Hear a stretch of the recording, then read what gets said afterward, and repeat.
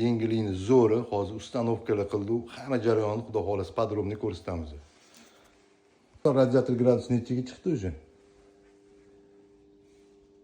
57 past 56.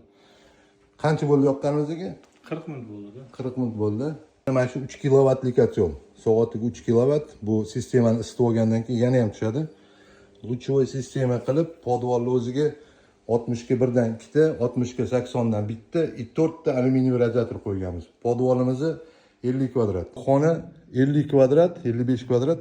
50 ga 180 dan mana ikkitasini qo'yganmiz. Bu ham ancha qaynoq, bu yoqqa termogolovkalar bilan qo'yganmiz. Xonamizni 45 kvadrat, endi ustanovkada suv oqib turibdi hozir. 45 kvadratga mana 60 ga 120 litr turibdi bu yerda. Qadar 160 kvadrat ekan. Xudo xohlasa quyosh paneliga ham qo'yib isitani qilib ko'ramizmi? Ishlaydimi, nima deb o'ylaysiz? Ishlaydi. Kuzatib turinglar, xudo xohlasa quyosh panelida ham 150 kvadrat joyi isitish yo'lini ko'rsatamiz.